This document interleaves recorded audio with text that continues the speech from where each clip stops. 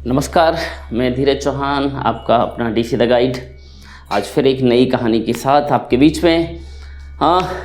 एक महिला जो बहुत संभ्रांत और अमीर घराने की थी, एक आलीशान लग्जरी कार में उतरती है बढ़िया सी साड़ी पहन के और एक डॉक्टर के पास पहुंचती है, मनोचिकित्सक के पास। बहुत दुखी। डॉक्टर बोलिए क्या हुआ? बोले मैं बहुत दुखी हूँ, मुझे खुशी नहीं मिल रही है, चेहरे पर मुस्कुराहट नहीं है। मेरे पति हमेशा बिजनेस में बिजी रहते हैं, मुझे समय नहीं देते। ये समझ ही नहीं आ रहा मैं कैसे जीऊँ, कैसे खुश रहूँ। मेरे बच्चे और बहू, मेरा बेटा और बहू दोनों वर्किंग हैं, वो मुझे समय नहीं देते।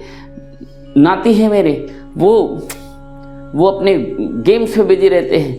मैं बहुत दुखी हूँ, मुझे समझ ही नहीं आ रहा। सब अपनी अपनी दुनिया में रहते, मैं क्या करूँ, मैं समझ नहीं पा रही हूँ, मैं कैसे खुश रहूं डॉक्टर? तो डॉक्टर मुस्कराया। उसने कहा मैं अभी बताता हूं कैसे खुश रहा जा सकता है, शायद इससे।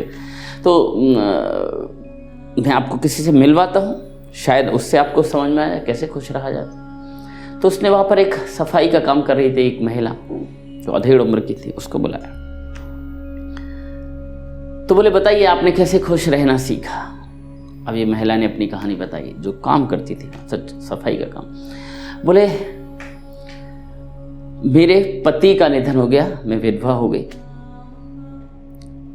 जैसे जैसे मजदूरी करके काम करने लगी, कुछ समय मेरे बेटे का भी निधन हो गया। मैं बिल्कुल निराश हो गई, घर में अपने आप को बंद कर लिया और बिल्कुल लगा दुनिया खत्म हो गई मेरे लिए। लेकिन मैं कुछ समय बाद बाहर निकली, थोड़ा बारिश हो रही थी, एक छोटा सा बिल्ली का बच्चा बाहर बारिश में भीग रहा था और मैं जैसे ही अंदर आई तो बच्चा भी मेरे साथ अंदर आ गया। और बच्चा जैसे ही अंदर आया तो वो ठिठुरने लगा, बड़ा खुश सा रहने लगा। फिर मैंने क्या किया, उसको एक दूध का प्याला दे दिया। उसने चट कर लिया दूध का प्याला और चट करने के बाद वो मेरे पैरों पे आया, मेरे पैरों को चाटने लगा और मैं पहली बार हंसी। और मुझे वहाँ से लगा कि मुझे ये हंसी क्यों आई, क्योंकि मैंने उसकी मदद की। जब मैंने दूसरे के लिए कुछ किया तो मुझे खुशी मिली। उसके बाद मैंने कुछ न कुछ करना शुरू किया। कुछ मजदूरी करती थी, कोई बिस्किट लिया और किसी को भूख लगती थी तो उसको देते हुए आ जाती थी, कुत्तों को कुछ बांट देती थी, पक्षियों को कुछ खिला देती थी। मैंने उस दिन के बाद मेरे पास जो है उससे मैं जब किसी दूसरे के लिए करती तब मेरी खुशी बढ़ती गई और मैंने खुश रहना सीख लिया। आज मेरे पास मेरा पति नहीं है, बेटा नहीं है, मैं अकेली हूँ लेकिन खुश हूँ, क्योंकि मेरे पास जो है उससे मैं दूसरों के लिए कुछ न कुछ करती रहती हूँ। बहुत बड़ा सबक मिला इस महिला को, इसकी आंखें खुल गईं। बोले मेरे पास तो पति भी है, बच्चे भी हैं, नाती भी है, फिर भी मैं खुश क्यों नहीं हूँ? मेरे पास पैसा तो बहुत कुछ है, लेकिन उस पैसे को मैं दूसरों के लिए नहीं कर रही, इस शरीर को दूसरों के लिए। और फिर उस दिन के बाद उस महिला को एक सबक मिला और वो दूसरों के लिए करने लगी, वो भी खुश हो गई। मुस्कराना सीखिए, दूसरों के लिए कुछ करना सीखिए। अरे कुछ नहीं दे सकते हो तो मुस्कुराहट तो दे सकते हो, पैसा नहीं दे सकते, समय नहीं दे सकते, अरे तो एक मुस्कुराता हुआ चेहरा दीजिए, वो भी कीमती है। जब आप वो देते तो बदले में आपको और मुस्कुराहट और खुशी मिलती है।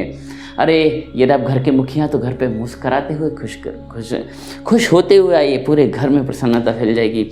यदि आप बिजनेसमैन हैं तो मुस्कुराते हुए ऑफिस में एंटर करिए, चारों ओर मुस्कुराहट फैल जाएगी। यदि आप गृहिणी हैं, आपका पति जब वापस आए तो मुस्कुराते हुए स्वागत करिए, वो भी मुस्कुरा देगा, पूरे दिन की थकान मिट जाएगी।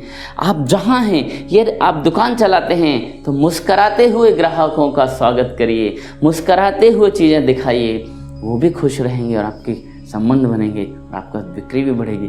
मुस्कराना, खुश रहना, दूसरों के लिए कुछ करना। कुछ नहीं दे सकते हो तो मुस्कुराहट तो दीजिए, बदले में भी आपको मुस्कुराहट भी मिलेगी।